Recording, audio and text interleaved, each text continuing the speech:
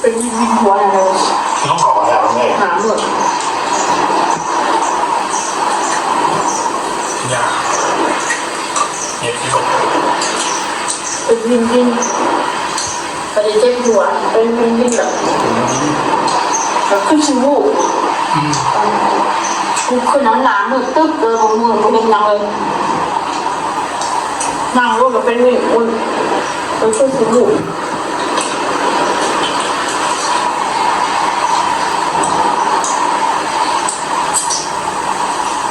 เลือดตุ่มเลย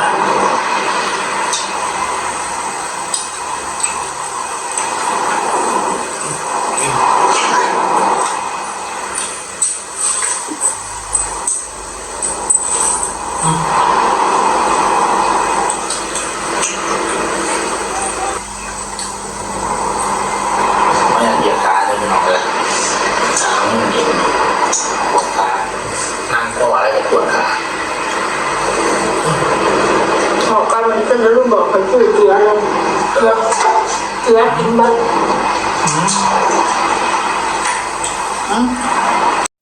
ให้กำลังใจกันแน่อย่าเม่นแบบโมโมนั้นขอไปเบ้าให้ไพ่ได้คอยก็กินแต่คอยเขาก็อยู่เฮือนคอยนะ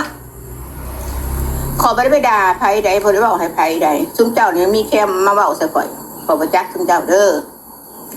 กันว่าห่อนพ้นแท้พี่มันสตานสิงในร่างในกายซุ้มเจ้านะหันหน้าเขาโบสถ์ซะเด้อล่ะเด้อจิตใจสิได้สงบมันจังสิบ่ได้โตปากโตข้ามกับไผนะซื้อมากินชีวิตของข่อยชีวิตประจำวันข่อยอยากกินเส้นของซื้อมากินอยากกินปลาของซื้อมากินอยากกินผักของซื้อมากินอาบน้ำก็มักใส่สบู่นี่เขาก็ซื้อสบู่นี่มาใส่ไม่หมดละการใส่สบู่มันคือกันเลยคุณน้องหมักสบู่แบบนึงคุณน้องหมักสบู่แบบนึงสู้กันแห่ขบวนก็ได้ไปแห่พญานาคเด้อก็ได้ไปแห่นาคแห่ยังเด้ออันนี้ว่าเทิงครูคอมเมนต์มาใส่เมมวันเด้อเขาไปอ่านมึงโลดเมมวันไม่ได้ลบดอกใส่ยังกับพิษสุผลลูกหลานเอ้ยเมมวันมันเป็นในพวกเนี่ยบอกพวกนั้นมันมีผีมารซาตานเขาสิงในร่างในตัวเขาต้องเว้าให้ถ้าเขาบอกเว้าเนี่ยบ่ได้เขาต้องเว้ามันห่อนมันหนเนาะกันห่อนหนแล้วก็กรุณาหันหน้าเข้าโบสถ์ซะเด้อล่ะเด้อหันหน้าเข้าโบสถ์ซะจิตใจจังสิได้สงบเนาะจังสิบ่ได้เว้าให้ไปแล่นไปเว้าซ่องนั่นแล่นไปเว้าซ่องนี่เนาะหันหน้าเข้าโบสถ์ซะวันอาทิตย์ก็กลับไปโบสถ์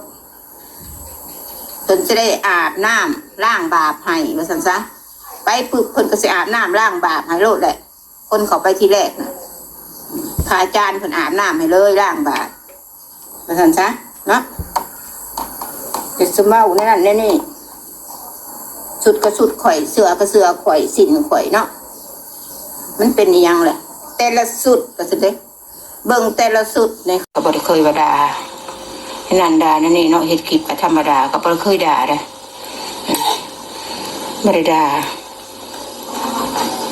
ที่คอมเมนต์ไปแบบนั้นที่บอกไปนั่นก็คือขอโทษสิ่งที่ว่าในมอนบ่ฮู้ซั่นซะบ่ฮู้ก็คือบ่ผิดเนาะว่าได้นั่นซะคนเฮาบ่ได้ฮู้ว่าทุกเรื่องได้เนาะอันใดเว้าแท้อันใดเว้าหยอกนี่ก็บ่ฮู้คือกันขอโทษเด้อลูกหลาน